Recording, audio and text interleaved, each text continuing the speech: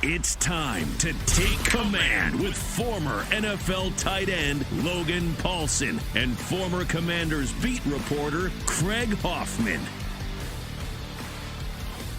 What's up? What's happening? Welcome in. Take Command Podcast. Craig Hoffman, Logan Paulson, talking some ball with you on a Thursday. And Logan, we didn't even talk about this in the pre-show meeting, but we have exciting news to tell people about next Thursday's podcast.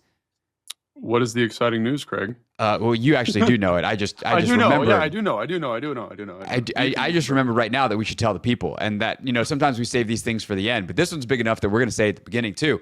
Yeah. Next Thursday, our pal Mina Kimes is going to join us from ESPN. Yeah. Great so get by pretty you, pumped Craig. for that. I don't know how you did that. Were you just like, man, we're really excited to have you on? You guys are like friends now, right? Like, yeah, we we had Mina on last year, and she and I have kept in not like we're text buddies all the time, but we exchange emails every once in a while. Like when she's got Commander stuff on her show, then something I find particularly interesting, I'll send her a note and be like, hey, I thought that was really cool. Have you thought about this? And we'll exchange a few emails. And we got a chance to say hi in person at the NFL Combine, because that's where people get to say hi in person. And we said, like, hey, after the draft and things settled down a little bit, let's have you back on the show. And sent her a note, and she was like, yeah, let's do it. So next Thursday, Mina Kimes is going to join the show. Pretty pumped about it. And I think what we'll do with Mina is talk about some team building stuff, because obviously, you know, it's funny, a lot of podcasts, and we're going to do a version of this today, actually, are doing the kind of what we did wrong. And, you know, the Athletic Football Show just did theirs, in terms of takes that they got wrong from last year, including a big, long section on Washington. And a lot of national folks thought Washington was going to be bad last year. I think everybody got Washington wrong last year. It's just a matter of how wrong. Did you think they were going to stink? Do you think they were going to be mediocre? No one thought they'd win 12 games and, go to the NFC Championship game. Even in the building, I think they probably did what they thought they were capable of in year one of the rebuild. So I think what do we learn from that is an important lesson, and some things that maybe even we apply to the draft process this year in terms of how we think about prospects and how we think about players and how they fit within a team. And so I want to talk about that with Mina, and she's down. So we're going to do that next Thursday. Love that. I mean, she's a really bright woman, bright analyst, and it's always good to get her perspective, because I do think there's some people that cover national media that you're kind of like, oh, this is going to be a soft take, but I do think because she does cover so many different teams, she does a really good job of having this like 32 team perspective, which a lot of people don't have, and I think that's always good to hear, because she has this team in context, like a little bit of a historic perspective, but also how the league looks as it currently exists. So I think that'll be cool to talk to her for sure. Yeah, I think that's the rip, right? Is like, how often do we hear people talk about the Commanders nationally, and we just literally go, like, you don't know what you're talking about. Like, You're not in the weeds enough. But I think sometimes we can reverse that. We get so into the trees that we lose sight of the forest. And I think Mina does a really good job of being in the trees enough on all 32. That she like genuinely knows it. It's, Robert Mays, we have him on because I think he does the same thing. There's definitely a small group of national analysts that I think really, really get it and study it at such a high level that they can be forest and trees, and Mina's definitely one of those people. And that actually leads very well into where we're going to start the show today. We're going to end the show talking about a couple of the UDFAs that we are looking at this weekend at Rookie Minicamp. Logan and I will be out there on Friday for the open session. But Todd McShay was on my radio show yesterday, and it was funny, Logan, because you actually sent me one of the recent editions of Todd's podcast, not knowing that I was about to have McShay on the show. Yeah. And I was like, this is good. Thanks for sending me this, because I'm about to talk to Todd in a couple of hours.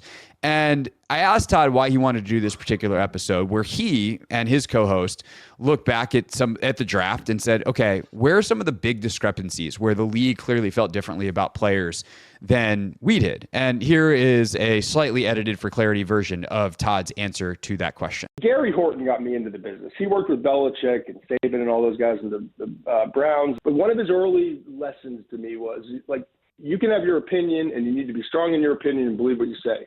But I also want to remind you, there's a lot of really smart people and a lot of really money-rich organizations that are investing a lot of money into this. So, like, the premise needs to always be, and I think what we need to help represent sometimes, is they didn't just wake up in the morning and try to screw it up, right? And so, like, I always hear after, like, well, they did a terrible job based off of my rankings and my rank.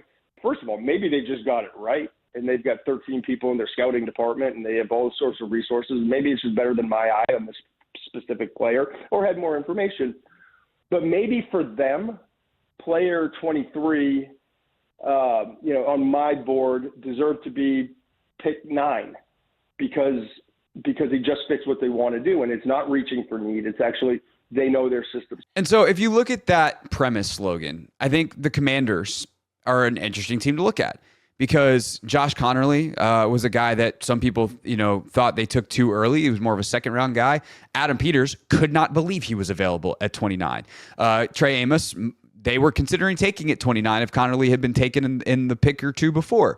He was available for them at 61. And then Jaylin Lane is a guy that was the number 1 player on their board. I heard Peter say in an interview when day 3 opened, and he lasted all the way to them towards the end of the 4th round. McShay also loves Jaylin Lane. Thought he was way underdrafted in terms of the Commanders' ability to get him at 128. So I wanted to take a look at those 3 players specifically and both say why we think the league is different.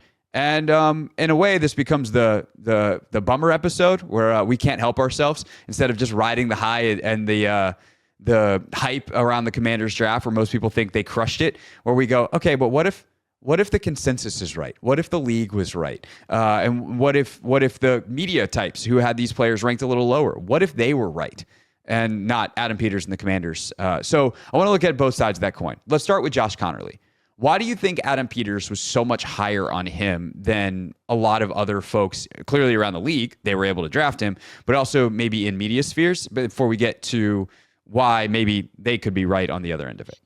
Yeah, I think that's a really good question. And it's interesting to think about because I just was looking at my rankings and just reminding myself of where I had Josh Conerly. I think I had him in tier 4, if I remember correctly. So that means like he could have gone at 28 or he could have gone at 50 something, right? Like just depending on how the board felt. Like that's kind of the group of players I put him in. However, like thinking about what Adam is saying, and the team that he talked about, he said, I thought Chicago could have taken him at 10. I think you're looking at a team in Chicago that needed a left tackle. And in a draft that was kind of devoid of like elite tackle talent, I do think Conerly, given the information that's come out about Josh Simmons since the draft, would have been the 3rd best tackle. And so it probably would have been a slight reach at 10 for them to take Josh Conerly Jr. However, I do understand valuing a position like left tackle and seeing a team like the Chicago Bears who could upgrade on offensive line, could upgrade at left tackle specifically with a talent like Josh Conerly and say, hey, that would fit their perspective. Now, that's where the draft gets a little bit funny. And I think the game that we played like 2 days before the draft happened was a really good indication of this. Like they might have him in that first tier, Chicago potentially, right? But it's not an isolation, right? So it's like, which would we rather? Would we rather Colston Loveland or Josh Conerly? And I don't know if you guys remember, but Colston Loveland for me was a tier 2 player. So for me, for Logan Paulson, even though I love Josh Conerly, I'm going to take Colston Loveland, right? If Colston Loveland's not there for whatever reason, and it's maybe Tyler Warren and Josh Conerly, I might go Josh Conerly. You know what I mean? Like just depending on how I have those players ranked, just as a hypothetical example. And right. so, and just real quick, I read a ESPN.com article this morning that had a bunch of post-draft intel. Apparently, you told me this, and I think said it on the show that like you think a lot of people in the league liked Loveland more than Warren. Yeah. The Bears taking Loveland at 10 apparently shut down a lot of potential trade activity in the 10 to 25 range. Like everyone stuck and picked because Loveland was the guy they were all gunning for, and then Chicago just took him at 10. So that is just I know this is more about Conerly, but fun fact in case you missed it. Yeah, so I do think like when you compare those two players, it makes sense why Chicago went that direction. But in an offensive line draft where it went Will Campbell, Armand Membu, and then it's like Josh Simmons or Josh Conerly, like I think Josh Simmons has more athletic upside, but it comes out kind of after, maybe right before that, the knee injury is not exactly where they want it to be. He's got some off the field maturity things and he's 21 years old. So everyone's got their level of maturity, but some teams weren't comfortable with it. And then Josh Conerly's by comparison, a relatively clean prospect. So again, when they go to head post it, like it makes a lot more sense that he could potentially go there. And then you just play that game with Josh Conerly going all the way down the list, and each team's got different needs, right? So offensive line isn't a need for, I'd say, a bunch of teams kind of in that 10 to 29 range, right? So you're going to eliminate half of them. And then some people are going to have slightly higher grades on different players. So that's how it falls. And I don't think, I think if you were to put get Adam Peters in a quiet room and kind of get him by himself and say, did you think Josh Conerly was the 10th best player in the draft? I don't think he would say yes. But because of the value of the position, I think that informs his response. You know what I'm saying? I think they value that position more. I think for the Commanders, as much as like it's so funny, this is one of the things I absolutely love about the draft process is when the picks are made, everything becomes abundantly more clear. The Commanders fan base was like, oh, we really need edge. The Commanders front office thought we needed offensive line. So they're going to value those positions more just objectively, right? Like think about the guys they brought in for visits, right? They brought in Charles Grant. They brought in Anthony Belton. They brought in a bunch of offensive linemen kind of in the different tiers where they were picking, right? And so I think that shows you like that was a priority for them big time. And so when you say Josh Conerly at 29, like did he fall? I don't know if he fell because the value of the position is going to be inflated. It's in the same way you get a quarterbacks going higher than they should. Offensive linemen tend to do that as well. And I think that might be what Adam's referring to there. Yeah, I think the other thing about the offensive line in this draft that was different, weird, insert your adjective here. You had 3 interior guys go before Conerly, right? So you have Tyler Booker at 12. You have Gray Zabel at 18. And what was it? I think 24 for Donovan Jackson to the Vikings. Yeah. Mm-hmm. And Jackson's kind of the wild card in there. Everyone's like, whoa. But also there's some people, I remember Dane saying like he really likes Donovan Jackson and thinks actually he might be a better tackle than a guard, even though everyone's got him going to guard. He's like, I like his tackle tape better. So we'll see what Minnesota ultimately does with him, whether he starts at guard and kicks out or just he play tackle. Does he wind up, being at guard long term? We'll see. But like the value of interior offensive linemen, and by value, I mean literal value, right? It's not just like, oh, we kind of like these guys better. It's like, no, they're expensive now. And that's part of the calculation in a first round pick. And, I remember talking to, in college, I remember talking to Mike Tirico for an interview, and I don't remember what the subject is, but, it's something NBA related. And he just goes, hey, man, if you ever want to know the answer, follow the money. Like when in doubt, follow the money. Think of how much more expensive guards are now than they used to be. And so all of a sudden, those first round picks that are on cap controlled rookie contracts at that position become a lot more valuable, even if you can find a guard in the 5th round. And so that upsets the apple cart a little bit as well in terms of the tier of offensive linemen and the style of offensive lineman that goes. And so if you have teams that are looking at O-line, they might be looking at guard, not just at tackle prospects who might ultimately kick inside. And so that opens up the pool of players and winds up pushing down a guy like Josh Conerly in the eyes of someone like Adam Peters, even if for you, he kind of went at the top end of the range that you thought he was going into the draft as a prospect, which I think then leads to part 2 of this, which is, okay, well then why did everybody else pass on Josh Conerly? Why did you have him where this is kind of the top end of his range going at 29? What are the concerns? And then we can talk, we can try to be nice to our listeners / Commanders fans and alleviate some of them of how it does work. But like, what are the concerns? How does this wind up looking like an overdraft? Yeah, I don't see, to me, it's definitely not an overdraft. It's like exactly where I thought, again, there's about 15 to 25 players, I don't remember exactly, that fall in this range. And if any one of them went at 30, I'd be like, okay, good. If any one of them went at 50, I'd be like, oh, that's maybe a little bit lower than I thought, but not super surprising, right? That's why. Let's take that out of it then. Just like, how does it go wrong for Josh Conerly? How does Josh Conerly not work out?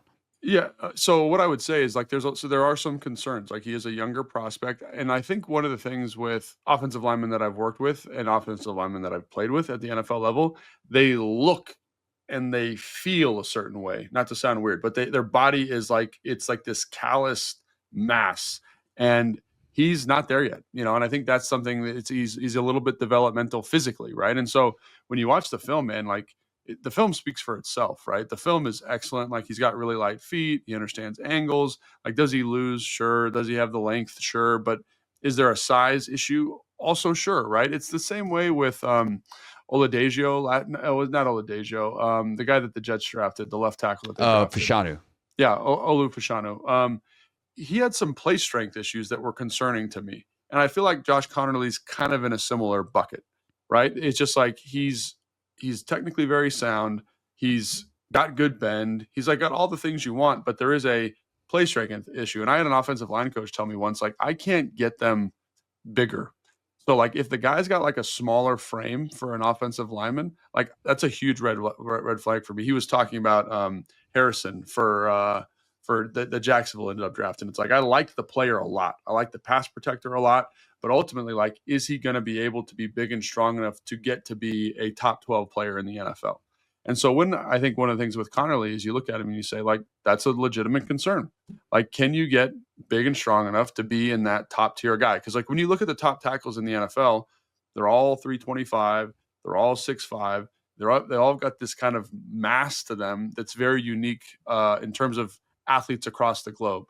The thing that I would point to is say, like, when you look at Conerly, when you meet him, he definitely has the ability from a frame standpoint to get there. It's just, is he going to put the work in? And so that's where I think the 30 visits, the Senior Bowl visits, the combine visits with the player help inform that. And you say, okay, this guy is a developmental guy to a certain extent, but we think he can get there, and we think he can kind of fit the need that we ultimately be the player we think he can be. Right. And that would be my, like, if you're going to say, all right, that's the concern. Now let's ease it, is this is why you value the person. Like, this is why you value the competitor, because it's not just like how hard do you play and do you have a nasty streak on Saturdays that will translate to having that on Sundays. It's how do you work Monday through Friday to get to that point where you're ready to go on game day? How do you work in the offseason? Can we trust you? And the fact that they have that trust in a guy who is so young that they think, yeah, there's no problem here. That one is he like matures. It's so funny to talk about a guy who's like 6'5", 315. When he gets his man body, like, he's not done growing yet. And just he will eventually fill out a little bit more, because that's what happens to human beings as they get in, from their early 20s into their mid 20s, and especially if they're on an NFL weight program, one as good as what Chad Englehart has running through the strength staff for the Commanders. So that is something that I think is the divergent point, right? It's the literal fork in the road. Is he is a very young prospect. McShay yesterday was like, he's a young pup. Like he is barely 21 years old, if he's even 21 years old at this point. And so he can either stay smaller and not develop the core strength and continue to have the play strength issues and be a bottom half tackle in the NFL, or not work out at tackle at all and try to figure it out at guard, and maybe not even figure it out at guard. Or he can put in the work, get stronger, use his natural athleticism, study, continue to understand how to leverage his body and the angles and the technique and all that kind of stuff you need to be a master at the NFL level. And he can be a top 10 tackle or a top 10 guard in this league for a long time. And so I think that's kind of the Josh Conerly thing. As a point of comparison that I think a lot of fans will resonate with, like Morgan Moses, when he first came in, reminded me a lot of Josh Conerly. Like, obviously Mo's a little bit bigger, a little bit longer, but I think Mo came in at like 310 or 305, and he got up to 330, and he's a big old hoss now. And he's one of the best, more consistent. Morgan Moses is one of the biggest human beings I've ever been around. Right. But he didn't come in like Josh Conerly's a big dude, right? Yeah. But like he didn't come in like full, like filled out. You know what I'm saying? And I think like that's one of the things with Conerly where you're like, damn, man, like he's still a baby, he's still a puppy. I think that's a good way to characterize him. And so there's a question that he doesn't develop, that it's too hard for him. He doesn't have the frame to get it done. And so there is a little bit of uncertainty, a little bit of risk there.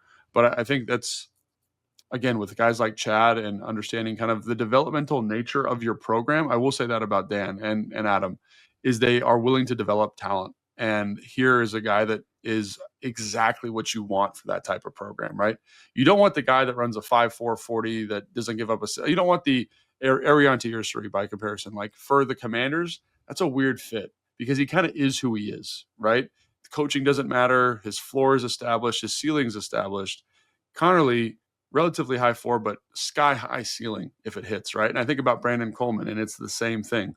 Floor relatively established, good dude, consistent worker. Like he'll be a solid pro, but he could be something more because of the athletic profile. And I think that's where, if you look at the drafts over the last two drafts for Adam, he does a really good job of walking that tightrope and valuing the high floor with the athletic upside. And a lot of teams don't do that. They think about it in different ways. And I think about Tyler Booker for Dallas as a really good juxtaposition for this, right? Tyler Booker, you know exactly who he is. Like there's very little development. You know exactly what the player is. Like he is what he is. People value that. for me, I like the Josh Conerly upside play a little bit. I think there's more value there long term, and you got to invest in it. And if you're not willing to invest in it, it never grows, it never comes to fruition. But I think this staff and this organization understands that, and that's why they can accommodate a player that I don't want to say is risky, because he's not risky, but to be the best version of himself, he needs to do some growing.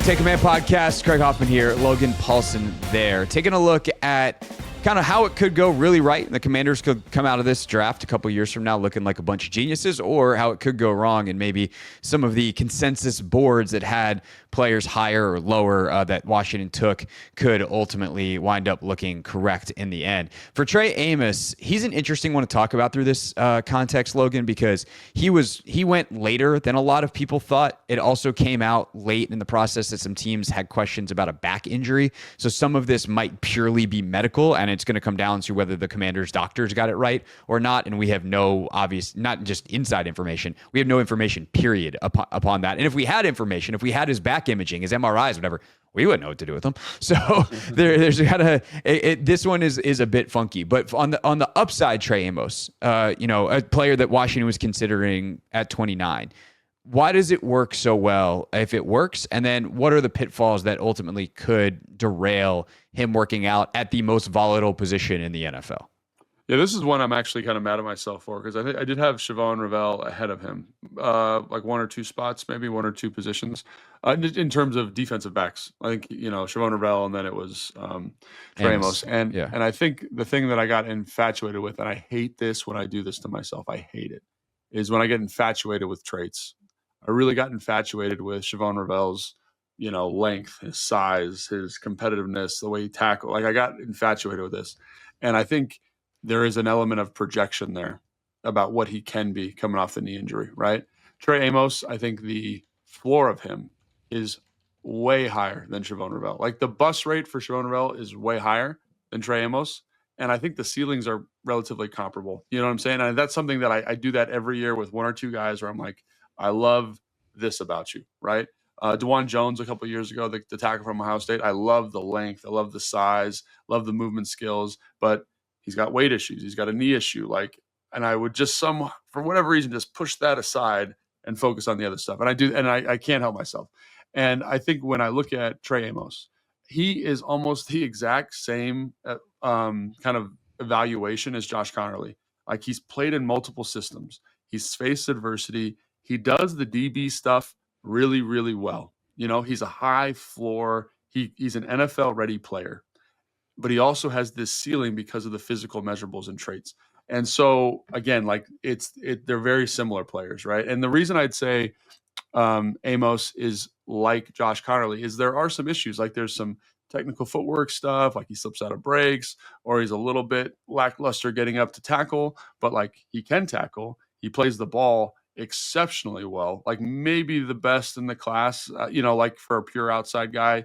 You could argue, Jahade Barron or one of these other guys, but he plays the ball almost like a receiver. So those things, again, I kind of ignored them. I was like, oh, look at this nice shiny thing over here.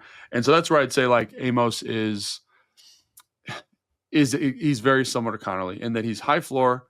There's a high ceiling there because of the ball skills, because of the competitor. But in terms of why he might not work, some of the footwork stuff, some of the urgency. But again, I think the staff, they know they can handle that if the guy's wired the right way. And I think he is based on all accounts.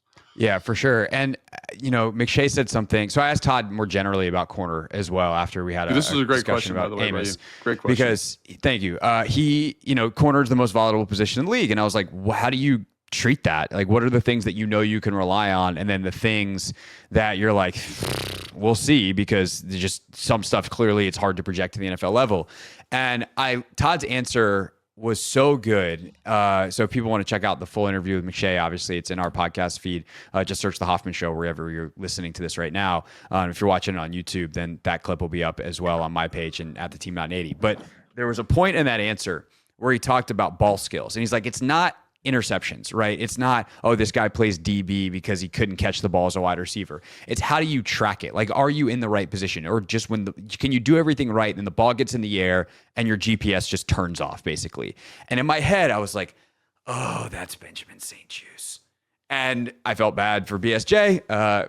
But like truly, that's what it was with him. Like he had the movement skills, he had the length, he had enough speed, like he had all the stuff, but the ball would get in the air and it was just like everything turned off. The robot shut down and overheated. And for Amos, he has really good ball skills. He understands when the ball is in the air, like here's how I get my body in the right position to make a play. Or at the very least, if I can't make a play, can't get a swat, can't get a pick, make this catch difficult for the receiver. And like that is the thing that hopefully helps him become a really, really successful corner at the NFL level and makes a bunch of teams go, I cannot believe we let him get to 61 to the Commanders. You know what? When he said that, I was like, you know who's got bad ball skills? Is Siobhan Ravel. I had that exact same thought, and I missed that completely. Like I literally said, oh shit, right when he said that, and was like, that's something that I didn't value enough, because that's 100% right. Like Trey Amos, that's his thing. Like you throw a fade, he doesn't lose the receiver, he doesn't lose the ball. Like it's like his magic trick, right? Like everyone's got something, right? Like Dan Quinn's always like, what's your superpower? And that's his. And I think about, the way Benjamin St. Juste panicked when the ball's in the air. There was times where you're watching the target cut up for Ravel, and he panics and he just kind of runs into the receiver and the ball hits him off the back of the head. It's a PBU, great job, bunch of PBUs. But when you watch Trey Amos, he is somehow doing both. He's able to keep the receiver, track the football, in zone, in man. And I was like, that's why. And you talk about why there's different ratings. I bet you the Dallas Cowboys love the traits of Ravel, like I did, right? Yeah. But that's the magical, mystical element there that I missed. And I'm going to not do it again. I'm not going to do it next year. I promise you that, because that's his thing. And he was probably one of the best guys in the class at it. Yeah, for sure. So put that down for Logan's Nuts next year. Ball skills for the corners. And of course, the Cowboys, it's 76. Betting on Ravel is probably worth it, because those traits are 100%. So high. So, it becomes a different calculation the later you go in the draft. I'll just say quickly on Amos too. It didn't really work out for him at Alabama, transfers to Ole Miss, and he plays excellent ball. And so that can be a good or a bad thing. Hey, the most complex NFL-like defense that he ever played in, it didn't go great. And so some of the things that caught him up at Alabama, does that happen in the pros? If so, that's how it goes sideways. If not, and he learned his lessons and showed what he did at Ole Miss to be truly who he is, then the Commanders are going to look like geniuses for taking him at 61. Okay, next guy. We want to talk about two more. We're going to talk about Jaylin Lane, and we're going to talk about Kain Medrano because, Logan, you had a top 100 grade on Medrano, and he wound up going way later than that. But for Jaylin Lane, McShay loves this dude. And he had this crazy stat that I somehow hadn't heard. He had in the last 10 years or maybe in the history of the combine, the best combo of, was it short shuttle, or short shuttle, three cone and 40, just an unbelievable change of direction, bursty athlete. Guy who's broad and vert is crazy, but he's only 5'9", but he's on the board at 128. He's the best punt returner on the Commanders board. And he clearly was the best player on their board by the time they get there. How does he slip to 128 where Adam looks like a genius? What are the things that maybe prevent him from being successful in the NFL? I think the number one reason they missed is because the offense at Virginia Tech was terrible. It was just tough to watch, man. And it's tough for the receivers. And I don't think that's not an indictment of the quarterback. I know the quarterback's coming in here. One of the quarterbacks they had's coming in here, but they run a 2-quarterback system. It's a little bit of a mess. It's kind of this weird RPO gap scheme, just what's going on here? It wasn't always very clean. And I think when, he said it on the show, when you go and watch Lane and you watch all of his routes, don't watch his targets, watch his routes, you'll see, man, he's got a little bit more nuance here than a lot of people want to give him credit for. And I think you couple that nuance with the physical play style, the kind of the dog competitor, the physical courage that he's got as a player, you're like, damn. But you are kind of saying you have to project these routes. You have to project if they throw him the ball, he's going to catch this thing, right? All that stuff is a projection. You see it, it's there, but it's not the production isn't there. And I think with receivers, that gets a lot of people a little bit spooked, And so I think, again, he's a player that I liked a lot. I didn't have him in my top 100, and I'm going to be totally honest with you because I forgot I watched him, like because you're just putting everybody together and you're like, oh, shoot. I don't know if he would have been in my top 100, if I'm being totally honest. I think I probably would have been like in the top 150 for sure. So kind of right where he ended up going. But a player that I liked a lot. The testing numbers are off the charts. But the reason people are probably a little bit lower on him than Todd McShay, like myself, is because as much as you want to say, oh, the routes are there, the movement skills are there, the production's not there. And it's always a little bit tough because there's been guys that I've watched over the years of doing this where you're like, man, like if they just get in the right setting, like it's going to be really productive. This is a testament to, if you are good at projecting, why this works. Who I felt this way about was Jordan Reed, actually, when I watched him coming out of Florida, because you're like, he only ran a couple routes. He was a converted quarterback, but he had this great movements. And I'm like, man, if they used him right, he could be really productive. And he was. And so obviously there's stories where that goes well, Jordan Reed, and there's stories where it goes bad. But I think like that's kind of the bucket you put him in. Where did Jordan Reed go? I think he was like one of the last picks of the 3rd round. Yeah, I think so. Lane's in the 4th round. Like that's kind of where it feels like a good opportunity to take a swing at a player like that for sure. Yeah.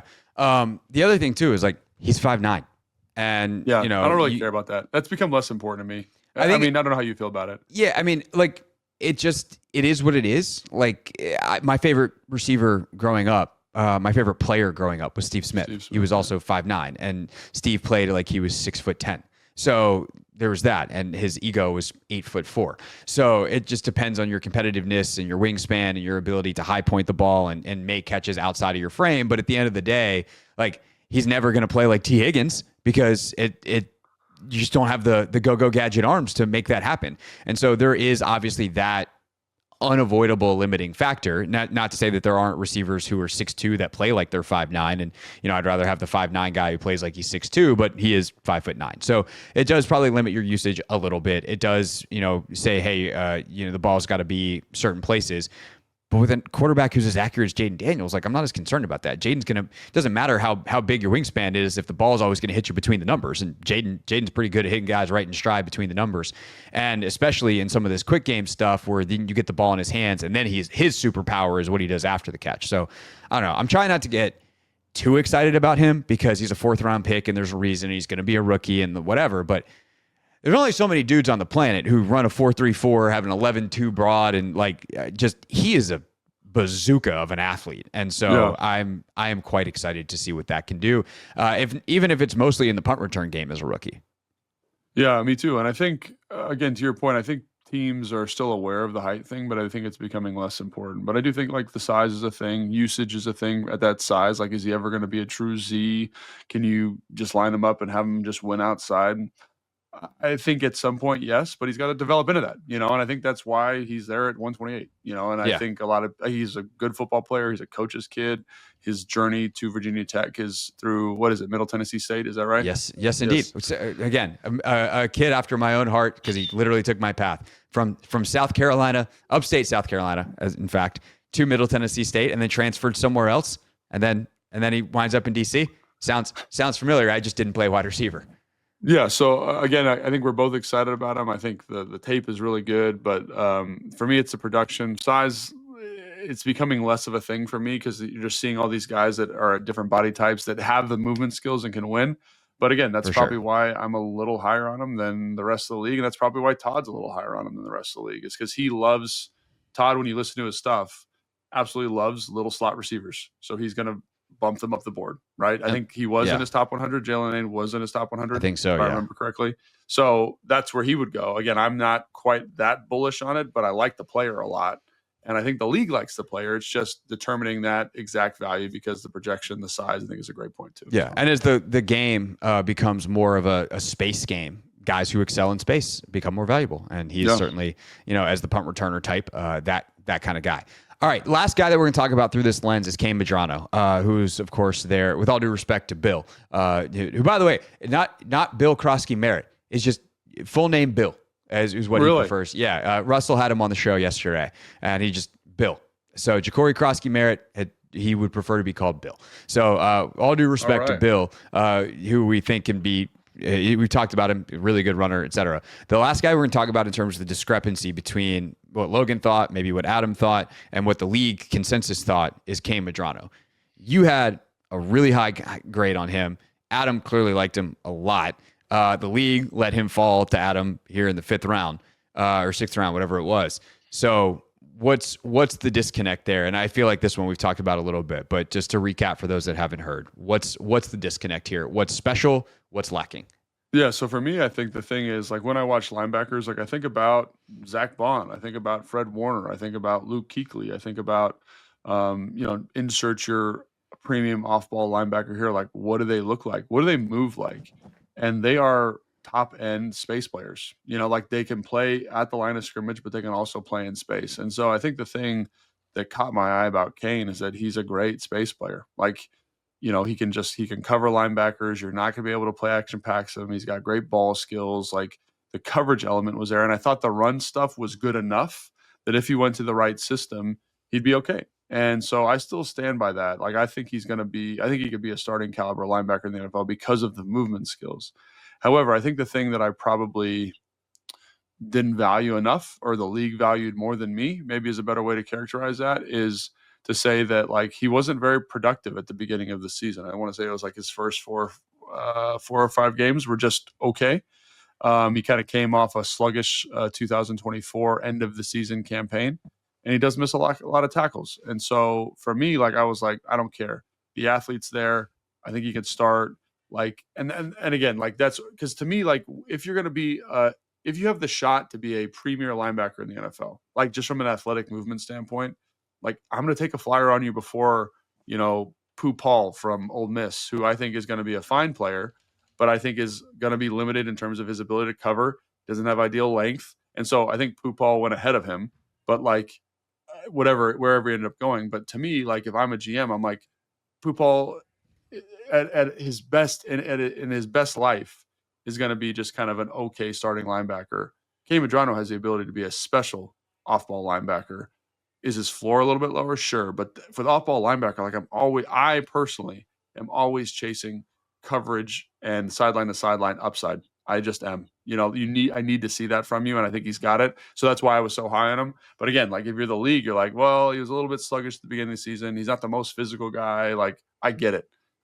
But at linebacker, I've started chasing athletes a little bit more because if you just can't move well enough, like, how can I expect you to handle a Kyle Shanahan offense? Like, that's who he's trying to isolate is you. So you need to move, you need to cover, and I think he can do that. So, yeah. Yeah, I think the reason the league might then be on the other side of that is like, okay, cool, you can move, but what if you don't know where you're going? And this is a guy that's 24 years old, so he's an older player. 100%. And he is a converted offensive player, so he just doesn't have the mental Rolodex of playing linebacker his entire life and kind of what it means to see offense through that lens. Now, you can go the flip side, which is like, yeah, but he's seen offense. And he's thought like an offensive player, and so especially in the pass game, that's valuable. But there is so much to playing linebacker in the NFL is also like understanding things like run fits and where do I need to be on that. And if you've been playing wide receiver, you haven't probably thought about that stuff, especially at the high school level and the college level, where the run game is not nearly as complex and receivers are probably not nearly as involved in most high school offenses and college offenses as they are at the NFL level. So I think that is like Medrano, and this is why he's a 5th round pick versus like a 2nd round pick, right? Is because the upside versus the downsides are kind of more clear to see, that you can see the athletic upside, why it could work, why he could turn into a Fred Warner type, like, best linebacker in the league because he's that elite of a mover. His athletic profile is that crazy good. But also why you can be like, yeah, but he's 222 pounds. He's already, like, unlike Josh Conerly, who is 21 years old and you trust to have his body change, it's going to be harder for Kain Medrano because he's already more mature as a human being. And so can he add the 10 pounds he probably needs to play linebacker in the NFL? Can he learn the things he needs to learn without the base underneath him of playing linebacker his whole life? And thus, does he just become a guy who runs around a lot and misses a lot of tackles and is out of the league in 4 years? Because sometimes that happens. Is he Troy Apke? He could be. Yeah, and so that's the question. And again, I'm really excited because I think this group is very good at identifying the right type of people intellectually, competitive wise, all that kind of stuff where they're going to put in the work. And he's got a great relationship already with Ken Norton, just a bunch of Bruins walking around. You're somewhere high-fiving everybody in that club. But I understand why he was there, but also his athletic profile is so unique and so rare that I am kind of surprised that he lasted until the 6th round. Yeah, obviously me too. But I think the ultimate thing I settled on with why he fell, quote unquote. I don't think he fell. I think he probably went exactly where he was supposed to go. All things being equal, is the age. And he just, in terms of linebacker, like tackling, like that's an important part of it. And I undervalued how important that is to the league, obviously. And so again, you got to see it. You got to feel comfortable with it. Like I remember talking to Mike Renner about him. Remember we brought him up on the show, and I said, man, I really like him. He said, I don't think he tackles well enough. And I'm sure a lot of NFL people felt the same way. And I was willing to overlook that because, again, I'm chasing ceilings here a little bit in terms of off-ball linebackers specifically. But I totally get that. And I think that's probably the main reason why he's there, because he's just not excellent at it, And I think that's like when you look at Bobby Wagner, like what's his superpower? He'll tackle anybody, anytime, anywhere, any angle, he figures it out. And that's what makes him good. So that's what I'd say is I probably overvalued the athlete, undervalued the tackling deficiency. And I think he ends up going probably right exactly where he's supposed to go.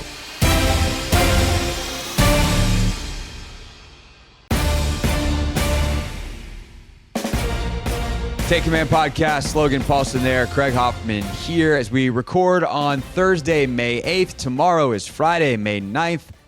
And that day is Rookie Minicamp, Logan Paulson. So we will be out in Ashburn. We will review that next week. We might mix up the schedule a little bit. Of course, still taking your mailbag questions, but we'll do a Rookie Minicamp review early next week as well. And then, of course, Mina Kimes going to join us on Thursday.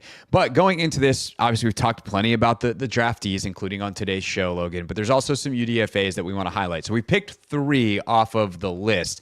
And then, of course, it's worth reminding there are priority undrafted free agents, guys that we think really have a chance to make the team, and that guys that will be signed or already have been signed in some cases to the 90-man roster. And then there are also a bunch of other invites. And occasionally, one of those guys earns a training camp, what's essentially a training camp invite. He'll make the 90-man. Probably doesn't have a chance of making the team, but can he make the practice squad and next year make the team? So there's all different levels just because a guy's at rookie minicamp. Sometimes, honestly, you're doing a favor to an agent type of deal. So there's all kinds of politicking that happens with these things. And you also have to fill out enough of a roster at a rookie minicamp to actually be able to have a practice. But we've picked 3 guys that we think are worth paying attention to that will probably be around for the remainder of the spring and into the fall at the very least. And then we'll see if they wind up making the team come September. First guy, Logan, that you've highlighted is Robert McDaniel, a safety from Jackson State. What you like about him? So I like a lot about him. I mean, he's playing at Jackson State, so it's borderline in terms of level of competition. It's borderline, but he came in as a corner and then he moved to safety. And then in that defense, the safety kind of plays overhang. So he's covering the slot, or he's also on the line of scrimmage, kind of like Jeremy Chin was last year, kind of in your odd front. And there was a game, I think it was versus Alabama State I was watching, where he's taking on pulling guards and he's using his length and he's running with receivers. And then I was talking to a scout who said that there was a game where there was an injury. And so he started at safety and then ended up playing corner. So he's playing like defensive end edge in their safety package. And then he's covering outside receivers. And when I see safeties that have his height, he's 6'2", his weight, he's 210 pounds, he ran a 4.5 40, tested pretty well at his pro day. Like I see that and I'm like, that's a guy that I want to take a shot on. And when you look at the body types of the guys they brought in to play linebacker safety, Kain, 6'3", 225, Dominique Hampton, 6'3.5". We'll see what he weighs after his linebacker conversion redshirt year, where he was told to eat a lot of protein and lift a lot of weights. Yeah, like Jeremy McGee, same type of deal, right? McGee, 6'3". Yeah, sure, yeah. Jeremy McGee's the guy I played with in college. Jordan McGee. Shout out to him. 6'3.5". Like he's kind of in that same mold, a bigger, longer, rangier guy. And I like his coverage set. I like his physicality. And so, again, it's a little bit of a projection because the Jackson State thing, it's not always clean. Like his football IQ is not always 1,000%. But I like the player and I like his prospect of like kind of fitting in with, even like the guys like Think about Tyler Owens, like big, long, rangy, like Ben Nickel. He's the practice squad safety, big, long, rangy. Like they have a type, and Yeah. he fits the type of this, and his play is pretty good. Like the corner coverage ability, the in the box play. So they have a type, he fits it, and I think he's a good football player. So it's so funny because they're like, the later they get in drafts, it seems like the more they're just like, is this dude an athletic freak? Can we figure it out? Like, Bill's a little bit different. He's like he just is an instinctual runner, and you just watch him. He's a lot of fun, and he doesn't necessarily have huge testing numbers in the way that like Medrano does, obviously. Yeah.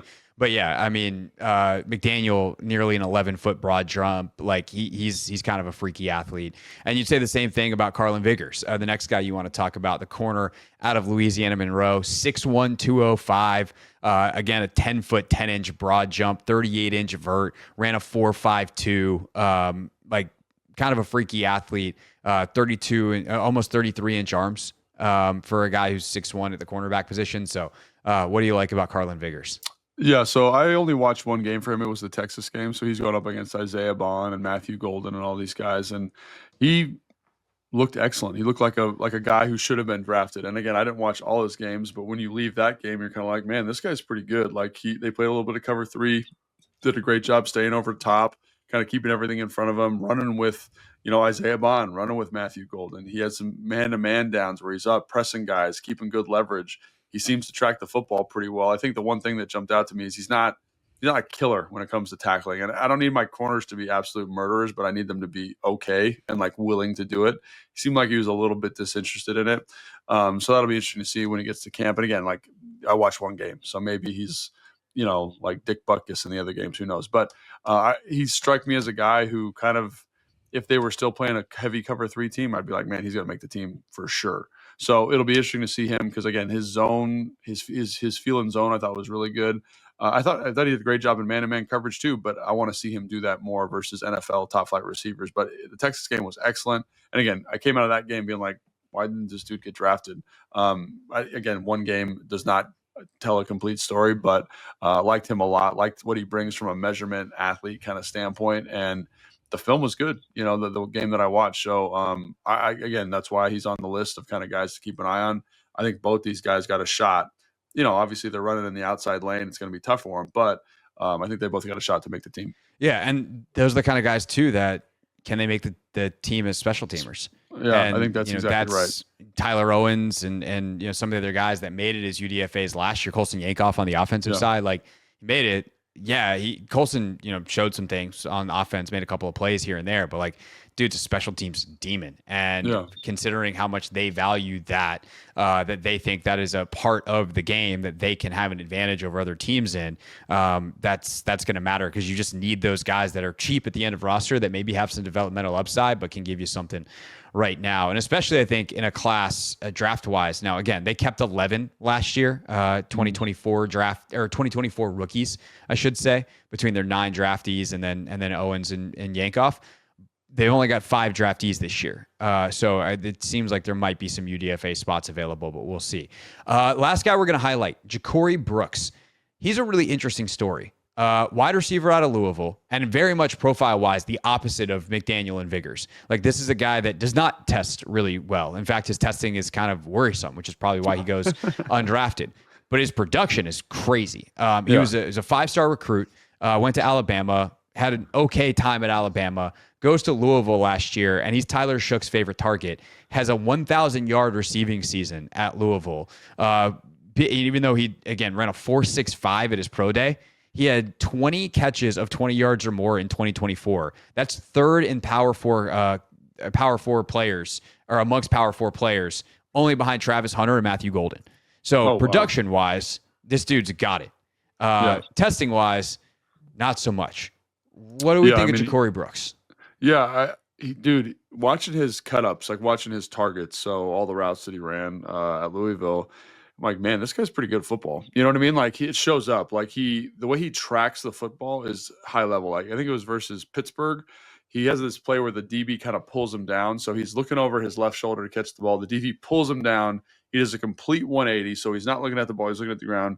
He somehow gets his eyes back up in time and makes a diving catch.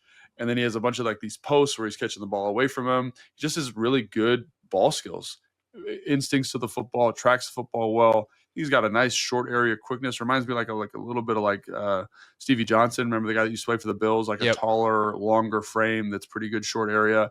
And so for the receiver stuff, I think you say, oh man, that's pretty good.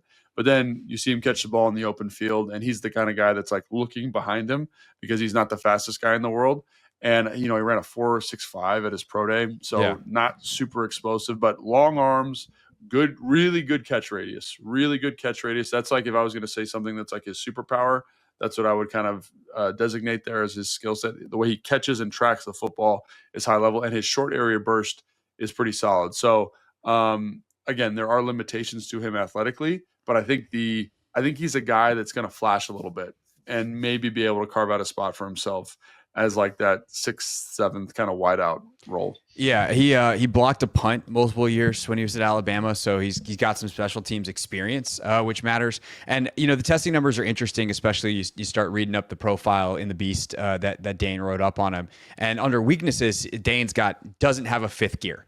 He just doesn't have that top end, which is why he ran a 4.65. But he's got a 1.56 10-yard split, which is not great, but it's not bad. He ran a 4.35 short cone or short shuttle. That's not elite by any stretch, but it's not bad. Like it's probably more middle of the road wide receiver-y, or maybe even slightly above average than it is. But he just doesn't have the top end sprint speed to pull away at the NFL level, or even when he gets the ball and gets that separation to go. So that's a really interesting, intriguing guy. A guy that's got some feel, got some know-how, has a great track record of production. Can he make some plays starting in rookie minicamp this weekend? Probably. And then can that be enough to get him an invite to OTAs? And then do you become Sam Hartman's favorite target enough to earn you some snaps up the depth chart? Make some noise on special teams and make the team. Like, this is a team that has a really interesting receiver room already.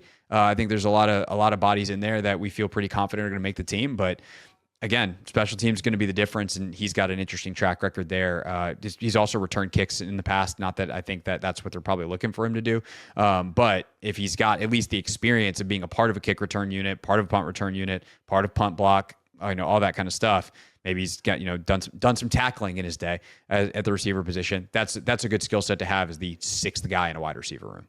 Yeah, I think 100%. And again, the receiver, like the film is good. Like it's good. Like the way he runs routes, the way he finds space, the way he protects football, it's good. So I do think there is an opportunity for him if you know how to utilize his skill set. So seeing him in rookie minicamp is going to be interesting. And then again, watching him when he gets with like the varsity football players, like does the speed issue show up? Because again, on film, like the short area stuff, it doesn't really show up. You know what I mean? It's not like a huge issue, but just how he fits in the offense. I'm curious. He's an interesting player because over 1,000 yards receiving, man, on 60 catches, like he's got something. And like I said, the film's a lot of fun to watch. So it'd be interesting to see if that lack of a 5th gear is detrimental long term.